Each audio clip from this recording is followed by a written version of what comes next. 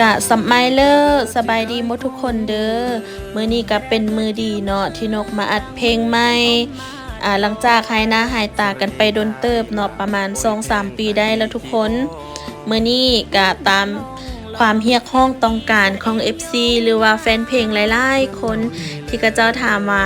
นกละวันไซยามได้สิปล่อยเพลงใหม่ยามได้สิมีผลงานใหม่มื้อนี้นกกะจัดไปเลยเนาะตามเรียกร้องต้องการของหลายๆคนมาฮอดห้องอัดนกกะรีวิวห้องอัดให้อาจารย์เพิ่นน้อยนึงแล้วก็เข้าห้องอัดจับไมค์เงอะๆงะๆอยู่เพราะว่าตื่นเต้นบ่ได้จับบ่ได้จับไมค์โดนแล้วทุกคนภาคเสียงก็สิเป็นกึกๆกากๆหน่อยนึงเด้อทุกคนเด้อเพราะว่านกบ่ได้เฮ็ดคลิปโดนแล้วรู้สึกว่ามันบ่ชัดเจนหรือว่ามันบ่คล่องแคล่วนะได้บุโอเคสุดท้ายนี้นกก็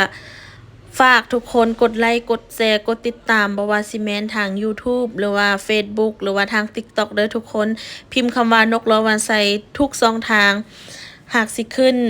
ในช่องของนกเลยเนาะ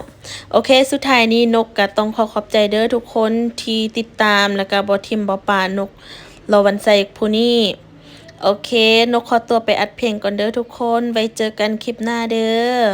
โอเคบ๊ายบายเจอกันคลิปหน้าเด้อทุกคนบ๊ายบาย